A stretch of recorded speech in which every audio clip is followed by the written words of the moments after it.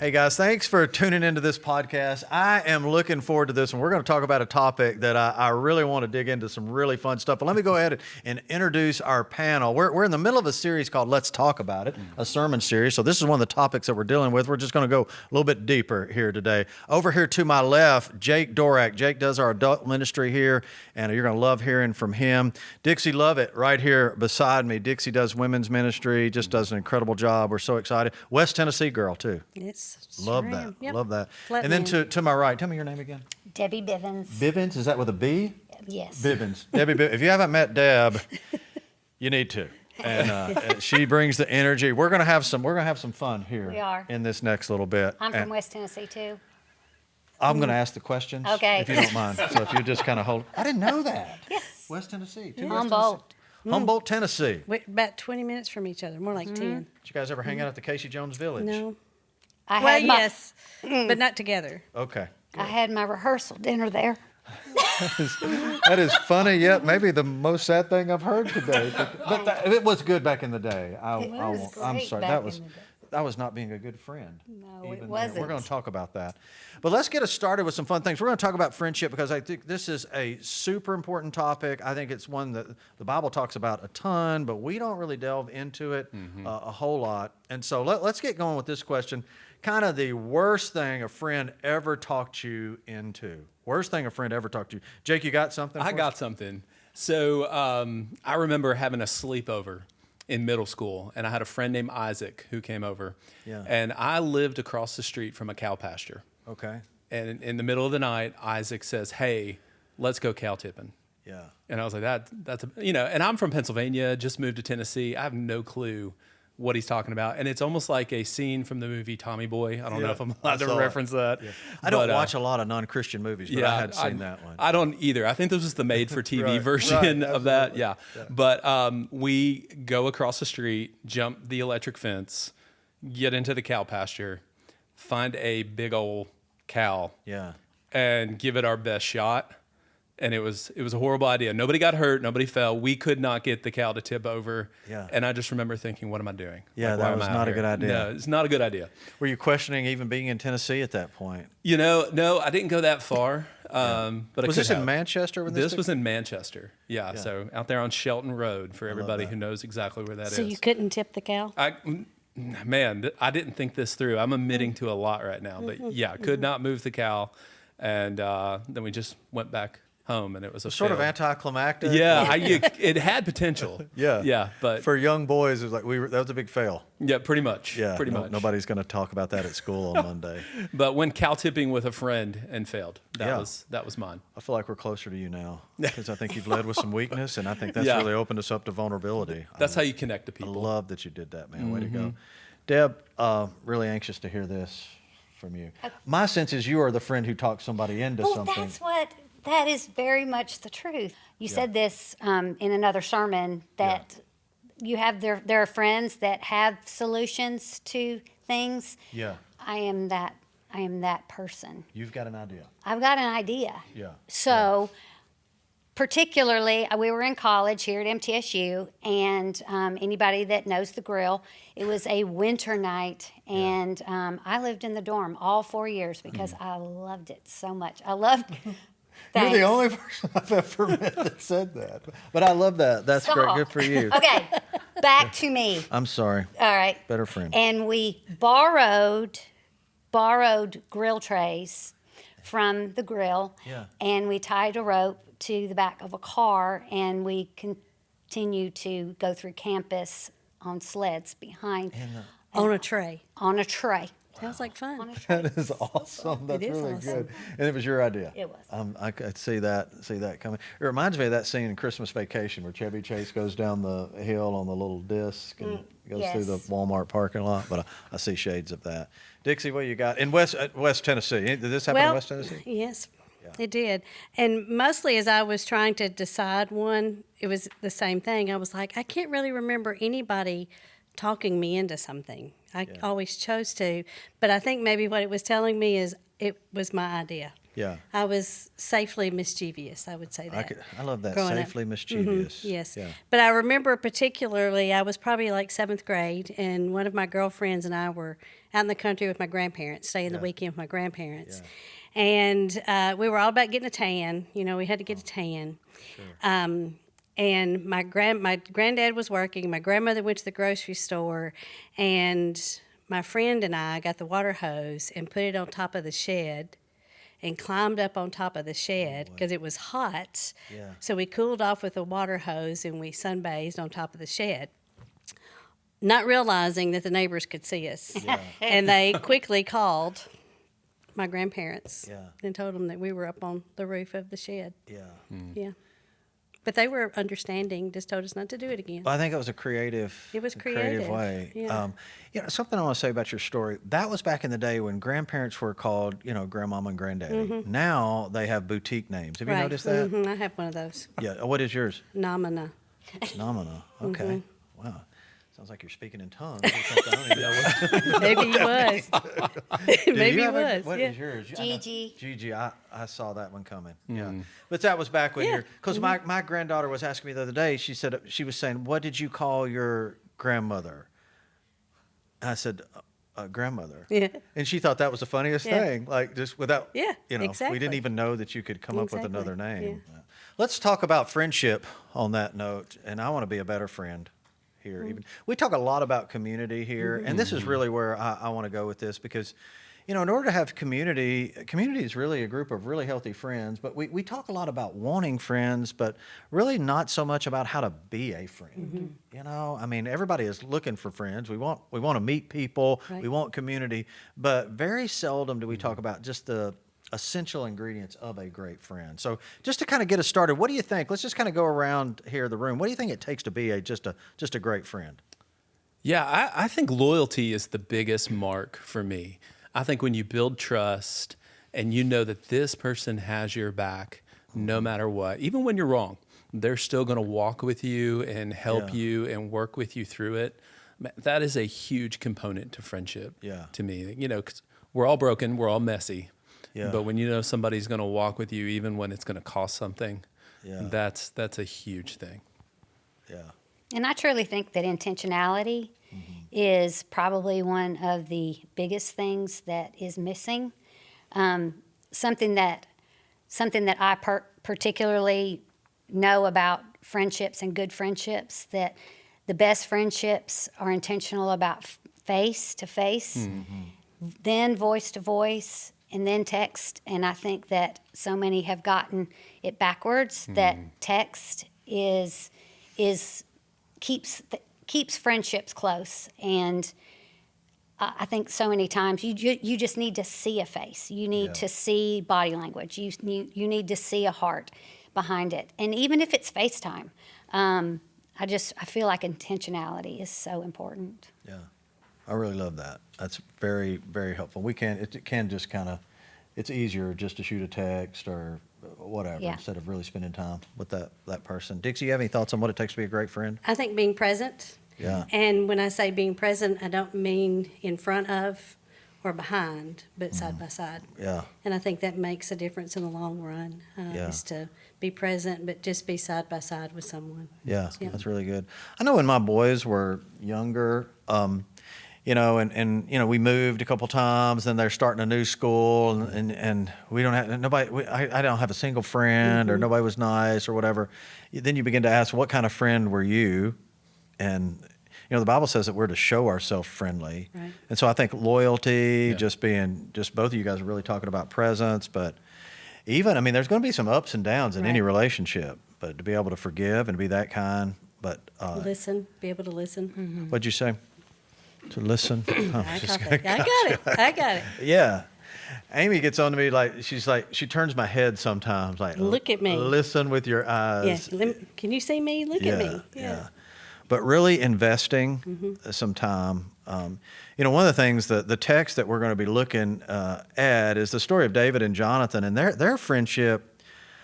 I mean, we're talking about David's life is on the line here. I mean, Jonathan literally saves his life multiple times, and they have a covenant. I mean, they make some kind of, sort of almost sacred Right. agreement that they're going to be there for each other, and it's just taking friendship to a whole nother level that I sometimes think that we don't see the value of. Man, this life is hard. Yeah. Nobody makes it through perfect. So we need friends, but before that, we've got to be that kind of friend. You know, one of the things I think of with Jonathan and David is neither one of them were centered on themselves Yeah. Yeah. in their friendship. And I Yeah. think that's very important Huge. because being loyal is one thing, but I'm not looking for what a friend is doing for me because it's not about me. It's about the other people. So, Yeah. yeah. I think that's Very great. true. You know, and even sometimes I'm the world's worst at this. So what I'm talking about, I'm the world's worst. But when somebody shares something about their life, their story, their grandkids, to hear Yeah. that and not feel like I've got to tell something about Right. me, you Mm-hmm. know, but just to really be present and investing in that. I Right. mean, friends, it costs, doesn't it, to be a friend? Definitely. You look to, I think it's Dale Carnegie, when he talks about how to win friends and influence people. He says that that's the number one thing. If you ask questions, you will be more likable. If you are more interested in somebody than telling them about you, if you are others focused, that's the key to actually building friendships. And really, I know we're not talking about being likable, but it's really that's the relationship glue. It's Yeah. not about me. It's how do I invest in you? What am I bringing to the table to make to add value and to make this relationship better for you? Yeah, that's excellent.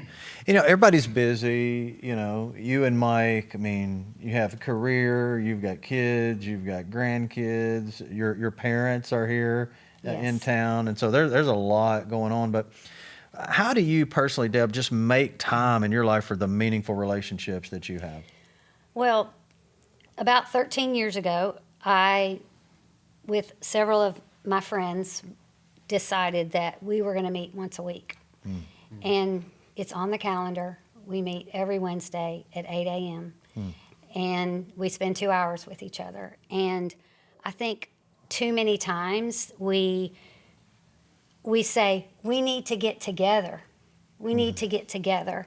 And anytime that I have lunch with a friend or dinner with a friend, like before we leave, I'm like, let's look at our calendars now and find a date. Because too many times life gets in the way Yeah. and your days are filled. And then your heart is not nourished and you're wondering why. Yeah. But again, to go back to the intentionality, I just feel like the intentionality that we have had over these 13 years. Because sometimes we say, man, let's get together and grab lunch, and we don't really know. mean that. So, yeah. What about somebody who has just shaped you? Do you think about your life and just, Dixie, somebody that was just a friend that, and maybe somebody currently or maybe somebody in your past, that somebody just literally shaped your life? Tell us about that person and what characteristics they had. Well, it was more than one. It was at least three. And they all had the name Betty. And so I always ask, who's the Betty in your life?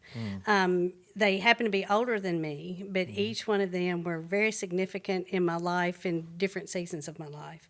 One, when I wasn't driving, so probably 12 or 13. It's a lady named Betty, and she would come to our school, pick up me and two other girls about once a week, once every 2 weeks. We would go to her house, and she would have cookies and Coke for us to drink, but she would open the Bible, and she would have these little pamphlets, and we would study the Bible together. That's cool. So that was very influential. Another Betty, when I turned 16, I started singing in the choir at my little church, and Betty Jackson sat beside me. She was a little bit older than me, but I would have, being 16, it was like I was her age. I was just one of them. So she showed me how to be very inclusive, and the age really didn't matter. And then there was one more Betty, Betty Grant, and she had 4 grown children. And she was my friend when I had 2 littles at home and was working full time and trying to decide how on earth do I do this or what have I done some days, you know. And I could look to her and the joy that she still had in following the Lord and know that, okay, this is possible, you know, to stick with the Lord, take what He gives you today, and do the next right thing. So they were very instrumental. Outside of that, it was my grandmother. She was always there for me as a really good friend. So most of my friends were older, honestly, than that. And now I would say it's my husband. He's a good friend. Yeah. Yeah. Great guy. That's really helpful. That's meaningful. I can just sort of see a picture of your little girl, the after school going and sitting at Betty's It was table, and she was great. discipling you. It was great. Yes, absolutely. And it's made of. It was those little marks in your life, Yeah. that was one of them, That's for sure. That's super cool. You know, I think we're sitting here doing this now, and the people that are listening and watching, you know, we've probably got some young moms and some young dads, and again, their schedule is super tight, and they would say this is sort of aspirational, having great friends, but I think they just feel overwhelmed. Where to even to start, especially somebody maybe it's new to town, or you know, just how do we even add that into our life, or you know, how does that even happen? What might you say to a young mom listen to that just doesn't have those kind of Bettys in her life, and so how that she can maybe build that into her life? How's that even practical? Well, I totally believe in groups, and the women's ministry, and what I told a young mom just recently is that you have to invest to make friends. Like you have to go to the events. You have to sign up for the events. You have to ask someone to go to coffee or ask someone if you can pray for them in order for relationships to build. Yeah. And I feel like that, especially in a church that just emphasizes groups so much and community so much, I feel like the opportunity is there, but you have to be willing to step out. Yeah. And I think many are afraid. But for a young mom, I would definitely do Wednesday morning Bible study or Wednesday night, because there is childcare, and there are ways, but you just have to be willing. Yeah. I'd like to quote my pastor. And once upon a time, he said, "On the other side of awkward is amazing." Yes. Thank you, Pastor Brady. Oh, you're welcome. Because, Thanks for bringing that up. I have a couple other things I wanted Yeah. you to kind of throw in too, if Oh, you don't mind. yeah. Yeah. It's something that I use all the time with women for that very thing. Be present. And I know it's awkward. Sometimes it is scary and it's uncomfortable. But on the other side of that is amazing, because Christ is who's going to pull us all together, and He is amazing. So, Yeah. stick But with it. I would throw in here too that God is completely sovereign, even over your schedule. And so right now, as a busy dad, where I'm taking a middle schooler to practices and ball games, I made a decision last year that there's a family who's on the same ball team as my son, and I'm going to make friends with that family. I'm going to sit with them at all the games, and I'm just going to choose. I'm going to be their friend, Yeah. and I'm going to take that first step, and I'm going to be the type of friend that I need. I'm going to be that to them. But, you know, we're going to spend the next 4 months together in gyms all across Middle Tennessee. Yeah. So I'm going to sit down with them at every game, and I'm going to be intentional about building relationship. And we're just going to see where it goes. So that this is the same thing, that on the other side of the awkward is awesome. But it was just a choice of like, you're the family that I'm going to choose to be friends with, and we're going to build something with. And God put us on this same team for a reason. And so we're going to make it work, and I'm going to be your friend. Yeah. So, The sovereignty of God, those friends are probably already there. yeah. You know, in our normal everyday routines of our life, God's just placed them there. I love that. One of the things that I love seeing here, because we believe in groups, but not everybody in your group is going to be your best friend. Right. Absolutely. I mean, that's just not going to be the case. But I love watching parking lot conversations. Like on Wednesday night, if you'll watch on Wednesday night after groups are over, you'll see two guys hanging out by their truck, and they might stay out there and talk for 45 minutes. That's where it's going down. Yes. Like, That's the biggest thing that Bull doesn't like about women's events. It's because women will stay out in that parking lot till 11 o'clock Yeah. talking. They'll go on and on and on, and he'll come in and say, "I'm going home." yeah. I'm like, okay, Yeah. they'll be fine. You ladies are on their own. Yeah. Amy has a women's group at our house, and we've seen that too. Like in front of our house, sometimes It just keeps going. it's 10:30. There's still a car parked in front of our house, and they're still out there talking.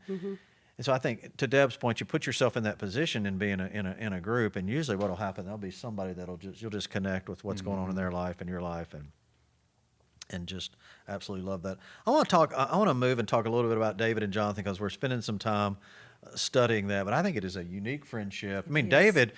David's going to be the next king. And that was Jonathan's role. Absolutely. I mean, Jonathan had that, and he allows David, and he loves him, You know, Saves his life more than once. yeah, multiple times saves his life. So as you think about that relationship, what do you see in that relationship you think that really could be applied in our relationships? Anybody have some thoughts on that?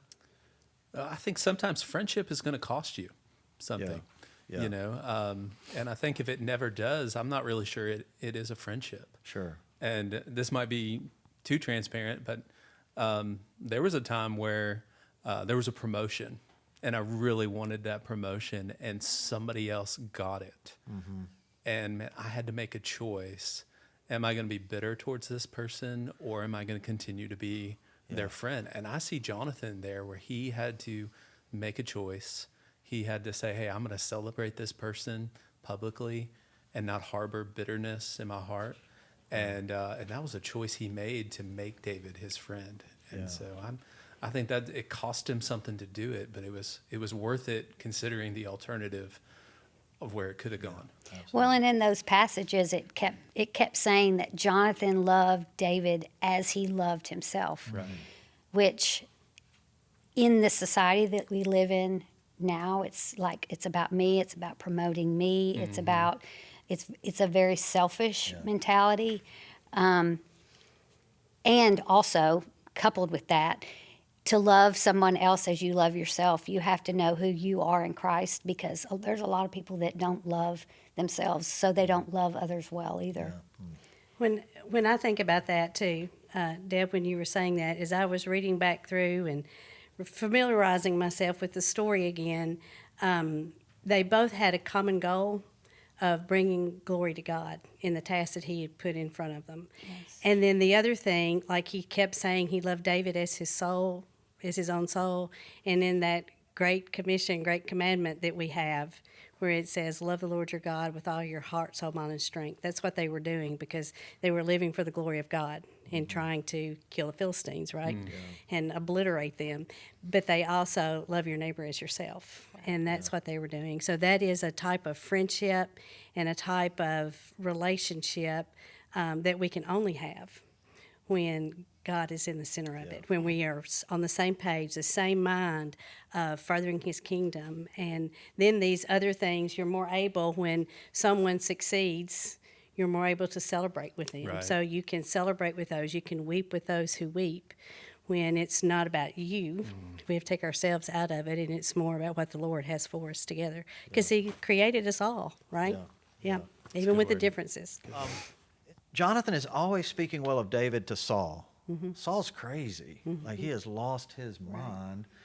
And sometimes it's easy for us, not even, when somebody's talking about one of our buddies, we'll say, yeah, man, he's a nut, or he's this or that, instead of just saying, man, I tell you about that guy. He's been a good friend to me. He's got integrity, and he's encouraged. We tend to, and not even in sort of little subtle ways. We're not really meaning to cut a guy down, but we just don't speak the best. And I think that's what a friend does. Right. And really, Jonathan does an amazing job of that, speaking about David. Right. And so it's a powerful, powerful thing. I want to ask this question. What about when a friend really needs to tell you the truth? Anybody got a story when that just went really bad, you didn't handle that well, or when maybe it did make a big difference in your life? Because sometimes, not only is a friend an encourager, sometimes a friend's a truth teller, right? Absolutely. And so anybody with a thought on when that was kind of a difficult thing for you? Yeah, I had a friend one time who just came to me with a concern. And he just said, hey, I think sometimes you promote yourself a little bit, and you want to kind of put yourself out there and make people think a certain thing about you. And Jake, we all love you and appreciate you a lot more when you're just genuine and yourself. And man, it hurt to hear that. And I wanted to deny it. Like, no, that's not who I am. That's not what I do. And then he's like, oh, really? Let's take a look. And then, pulls up a social media profile and be like, seems like a lot of self-promotion here. Yeah. And you're like, man, I thought we were friends. Why are you doing this? Yeah. But it was something I needed to hear. I know for him it was a risk. Yeah. Because my ego could have jumped in and been like, yeah, we're not friends anymore. But it was one of the best things I think he could have told me in that moment. And after I got done being hurt about it for a little bit, I went back and said, okay, I needed that. Please do that again if you need to, but like warn me next Yeah, time. right. You know, let me know it's coming. Came in a little too hot. Yeah, on like, that hey, one. I got blindsided pretty hard here. Yeah. And but years down the road, I still look at that guy and say, okay, I respect you because you did the hard thing that I wouldn't want to do. But then I saw what it did to me, so now I'm like more freed up to want to do that for other people too. Yeah. And so that was a whole moment, but it was really good. Yeah. Yeah. And I think ultimately, with our deepest relationships, like I have to say, I trust your heart for me, that you want the best for me. Yeah. And the reason that you might be saying X, Y, or Z is because you love me, not because you're trying to cut me down or make yourself feel better. And I think with deepest relationships that there has to be that trust, because otherwise you're always trying to check somebody else's motive. Yeah. And that comes back to, I think, even what Jake started with. One of the key ingredients of being that kind of friend is just being somebody that's trustworthy. Right. Yeah. Yeah. Yeah, that's That's a right. big deal. Lightning round. You guys ready for this? Yeah. Let's go. This is what the people clamor for. But lightning round. I'm going to just rapid fire question. Just tell me where you are on this one. All right. And we'll go all three of you. Just one right after the other. Group text or one-on-one? One-on-one. Group, Really? You like to be in a group chat? always. Yeah. And your phone's dinging like 800 times? Unfortunately. You love that. I sometimes, but I have you can put the X over the bell. I didn't know that. I'll Oh, show you mean you. you just mute your phone? I can mute it. Yeah. But I like to be in the know. Yeah. You know, like, I don't want my phone dinging. So Yeah. Yeah. Yeah. We'll talk about this. Well, I feel like I'm learning. Yeah. I feel like I'm learning. I've got a friend that whenever he's in our group chat for our small group, but he takes himself out of the group chat. I don't like Yeah. that at all. It hurts my feelings so bad. Yeah. I think it's hilarious. Debbie has left Yeah. To me, the that's the funniest thing. conversation. I'm like, Yeah. heartbreaking. Yeah. It hurts your little heart. Yeah, because they said, I don't care enough about you. I don't Just care say- enough about you. We could go on. We could do a whole nother We should do another segment. podcast just on communication. Yes.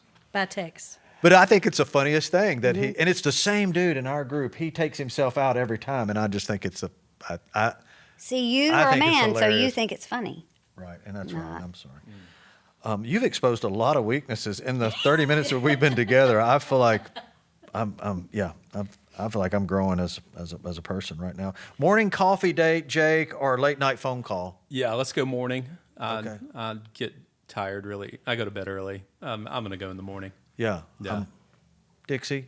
Morning, unless one of my daughters is a late nighter and she'll call, and sometimes Okay. it can go on Just, for a bit. Yeah. Sharing. I'm as there well. for that. Yeah. Okay. Definitely morning. Morning. Yeah, I'm with you. 100%. Not that I you wake up asked. hot. Like, I'm ready, but then I'm like Cinderella. Yeah. I go to bed early. I woke up this morning and my wife was, and she's downstairs. She was up ahead of me, so I came down and I asked her. I was just talking to her about something. She said, "I'm reading my Bible," and that was just AKA, Don't talk to me. talk to me, son. Just so. It was like she said, Amy's left the conversation. That's right. That's what she just said. But she literally said it right there to me. Last one. This has been fun. Hasn't this been fun? It has been fun. Yes. We only have one person still listening to the podcast, but I mean, we are having a heck of a time. Which TV friendship is your favorite? TV friendship that's your favorite? That's a tough one. And I have one. Let's hear it. Pam Beasley and Jim Halpert. What show was that? I don't know that show. The Office. Oh, You remember okay. The Office? Yes, And I they do. started off Yeah, as friends. Yeah, and then they were really good friends. Yes. That's It's a great friendship. yeah. They That's a good- cared I for didn't each see other, that one yeah. coming from you. I didn't either, but it was the first one that popped in my That's mind. great. So that's Yeah. what we got. I love that. Mine's from a movie. Can it still work if it's not television? Oh man, absolutely. bud. Okay. So Sam and Frodo from Lord of the Rings. Yeah. There's this moment where Sam says, "I can't carry the ring, but I can carry you." And then, I nerd out now. Can I keep going? I think that's enough, Jake. Okay, on all that. right. No, I'll- go I'll ahead. stop. No, go ahead. I want to be a then good I friend. think about how Tolkien writes this, right? And his closest friend was C.S. Lewis. Yeah. And could it be that Sam and Frodo was inspired by Tolkien and C.S. Lewis? Yeah. So Yeah. I don't know. All right. Well, I'm going in a different direction. Jerry and Elaine from Seinfeld. Seinfeld. I mean, when she's Oh, yeah. when he get out of here and she basically knocks him down. That's the kind of friend. I love that. I love it Just so much. that's a powerful friend. It's a powerful friend. Yeah. This has been a lot of fun. I appreciate you guys doing this. I hope those of you who are watching are listening to this, I hope it was helpful. And I think I'm taking this way. We all need healthy relationships. But I think it really starts with being that friend first. I think we just saw some non-negotiables, really great friendships, I think, that are super practical that we can just really begin to start today. So God bless you guys. Thanks for being a part of this.